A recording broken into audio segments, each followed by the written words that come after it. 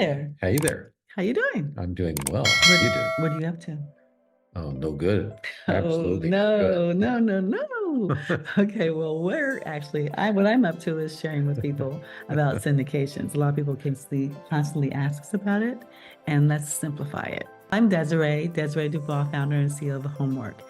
Previously, I was a real estate agent, broker, and investor since 1989, working in residential, commercial, fix and flips, multi-residential, triple net, notes, syndications, and short-term rentals. Also a speaker, publisher, and a podcaster, and founder of An Empowered Woman and Homework. And you are? I am Gary Zimmerman. I've invested in over 15 million in commercial real estate and industrial real estate, and I'm also invested in multi-residential right now. I'm a general partner in Cole Villa in Golden Hill in San Diego, and also in Costa Azul, which is in San Jose del Cabo, Mexico. I'm a GP partner in those. And I am a mechanical engineer by trade, and I design golf clubs for Titleists. That's my day job. And my skills help us with support operations, financials, underwriting, and our ability to scale. Mm-hmm. Very, very much needed. So going back to basics, a lot of people ask, what is a real estate syndication? There's different types of syndications. But a real estate syndication involves bringing together a group of individuals, usually between 2 and 10, but sometimes as many as hundreds of investors to pool their money together and purchase a property. As simple as that. Yep. So a lot of the people don't realize that the shopping centers and the office buildings and the medical buildings and all those buildings are syndications. Simply, most of the people, even if they have the money, they use OPM, they use other people's money, and pull it together to be able to make sense of it. So there's two parts of it. There's the investors and limited partners. And what do? So the limited partners are the ones who invest, and they put their money in, and they want to own a percentage of the real estate. And they get all the benefits of the property ownership. Maybe they can't afford to buy it themselves, so they've got their pooling money. That's why we're doing this. But they are not involved with acquiring the property. They're not involved with arranging the finances or day-to-day operations or capital events. Well, that's fun. And the thing is that sometimes it's the money, but also sometimes they don't have the knowledge or the bandwidth, or they're involved in their careers and they don't want to get that involved, but they do want to take advantage of the passive investment, and it's truly passive. Yep. So syndicator, sponsor, or general partner, also referred to as a GP. Now, that's what we really want to talk about today, is the GP. Okay. So this is the individual or company that's in charge of finding the property, acquiring the property, managing the property, managing the capital events. They typically have a history in real estate, so they have experience, and they have the ability to underwrite and do the due diligence on the property so that you can make sure that it's a good asset to purchase for the syndication.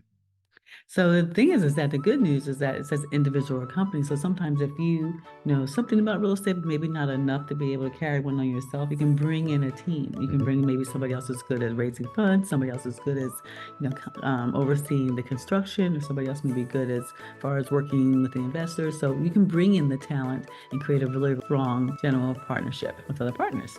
So, by the way, if you want to win a 3-day getaway to our San Jose del Cabo property, it's how many steps to the beach? 236. 236 steps of your steps to the beach. Then get your cameras and use the QR code. It will ask you for your first name, last name, email address, and phone number. Maybe it's optional, but also it'll give you an opportunity to see whether you're more interested in finding out more about being a syndicator or investing in syndication. But we do announce the winners on Wednesday, so why not? 3-day getaway sounds good to me. So today we're going to concentrate on being the syndicator. So let's go through some of the things that a syndicator is responsible for: the acquisition of the asset, the management, and the capital event. Again, whether it's this individual or a team, this is what you're responsible for. So tell us what it looks like. So the acquisition, you need real estate agents to find the properties for you, or to structure the deals, or to represent you in the deal. You need to research properties, find out where they are. They can be anywhere. We're doing international even. You have to underwrite the property, so you have to figure out if the numbers make sense. You have to get legal involved. You have to set up your LLCs. You have to make sure that you structure the deal, you put the deal together, and that's all involved in the legal process. Then you have to find investors. Mm-hmm. You find investors that are willing to put their money in for the property. And then you also have accounting that you have to deal with. And you have to hire a team, but you also have the escrow that you have to work with. Mm-hmm. You have to do inspections, get the utilities moved over, and then you start renovations once you've acquired it. And so that's your constructions. There's construction projects that you're going to have. You got to do your interior design. You have to do public relations, Mm-hmm. and then you're ready to launch. Yeah. That's just the acquisition. That's the easy part. And then some may or may not be applicable depending on the asset and the asset class, but that's some of the norm. Then you have the management, and that's during the hold. Yep. So then the asset managers, so you get asset managers or you manage the property yourself. Investor relations, you have to stay in communication with your investors, letting them know how everything is going. You advertise or promote the property if necessary. You have your admin staff, your assistants, your people that are working with you. Your accounting, you must keep a track of your accounting so people know they're going to get paid and paid on time. Your legal, making sure your legal stays in shape. In place, property managers, housekeepers, handymen, gardeners, pool service, fumigations, maintenance. The same thing that I always say, it's the same thing you would have if you have your own home, as far as managing it, as well as if you were managing somebody else's property. So imagine a syndication. If you've done that before, familiar with real estate, it's not really going to be that much difference. Mm-hmm. Then you have a capital event. Capital event. This is getting ready to end the project. So you have to prep the property for it. Mm-hmm. So this is either a sale or a refinance. Mm-hmm. You have to do any construction that you needed to get done before you sell it. You have real estate agents. You got to get them involved again. You need to get appraisals done, inspections done, disposition of furnishings. You got to do the moving. Again, you got to get legal involved because now you have to dissolve everything. You have to close all of the LLCs, and then the accounting, and make sure that accounting and taxes are done. Everybody gets paid. Mm-hmm.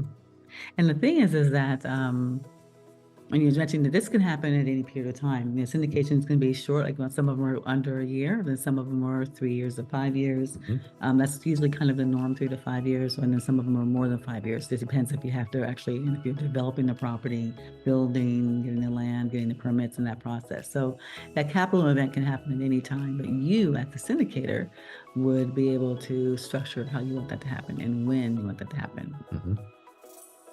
So you may be wondering how you make money. I was wondering that myself. Well, it's not magic, but it's magical. Okay. So show us the next example. Okay, so in this example, these were just numbers we put together. It's not based on any real asset, but we're saying okay for this example, you're purchasing a $2 million property. Mm-hmm. You're going to exit in 4 years and sell it for $4 million. Okay. So you got everything ready.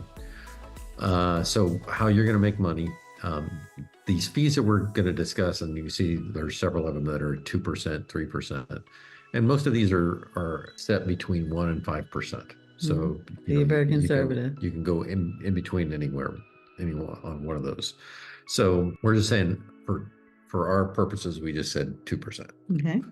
So one of the things you get is for putting the deal together, for finding the property, putting the deal together, doing all the due diligence, all that stuff, you get acquisition fees, which is 2% of the purchase price in this case. And so that would be $40,000. The loan guarantor would be, if you want to guarantee the loan, or if you want to hire somebody to do that, you can do that as well. But if you wanted to guarantee the loan, then that's going to be 2% of the loan amount. So with this, we said 1.4 million. So that would be 28,000.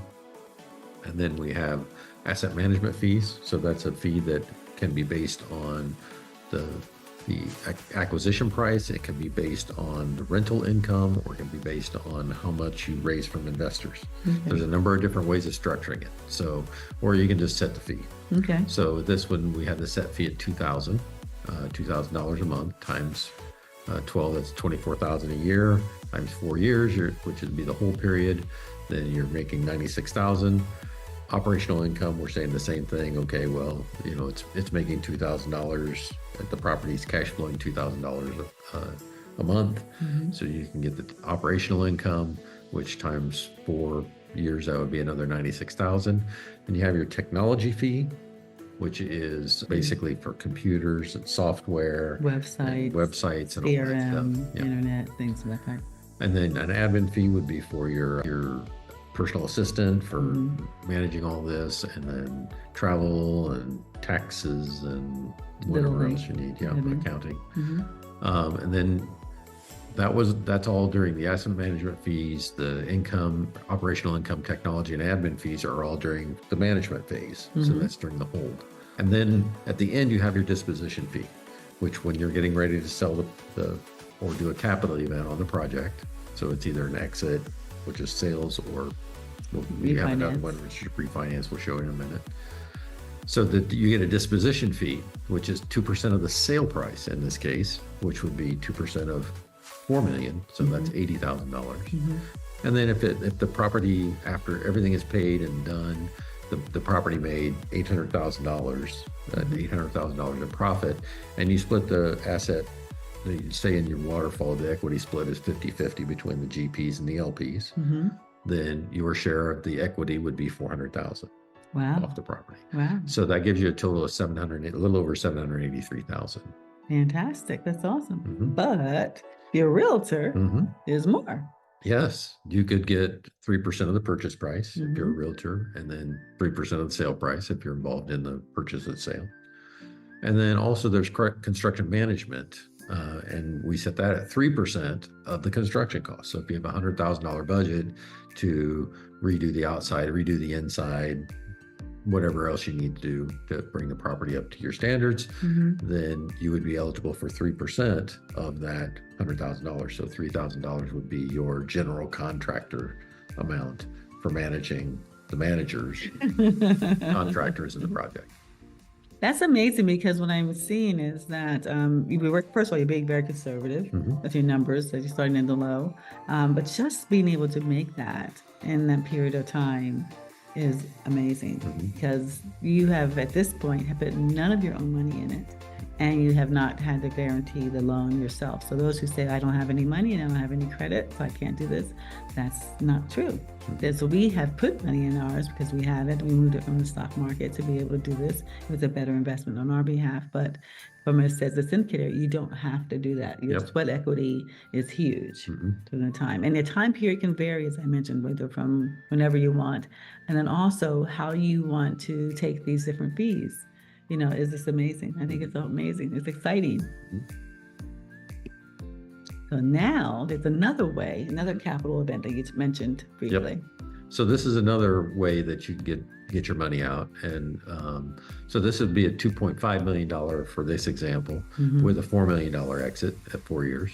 So same thing, your acquisition fees, 2% of 2.5 million, loan guarantors, 2% of 1.75, which would be the loan amount for this. So it's 35,000. We set the asset management fees at 2,500. So there's 30,000 instead of 24. So 30,000 over 4 years is 120,000. Operational income, again, 2,500 a month is what you're expecting. So you're going to get 30,000 times 4, that's another 120,000. Your technology fee is a little bit more because the purchase price is a little bit more. Admin fees a little bit more because the purchase price is higher. But then we come down to, we've been through the hold and the acquisition and the hold. So now we're to the capital event, which is a refinance fee. So this refinance fee is not 2% of the 4 million price that you're quote unquote selling it for, but it is 2% of the loan that you're going to acquire. The refinance fee or refinance loan you're going to acquire. And what you're going to use that money for is to actually buy out your investors. So you're going to give that the extra refinance fee to the investors to buy them out.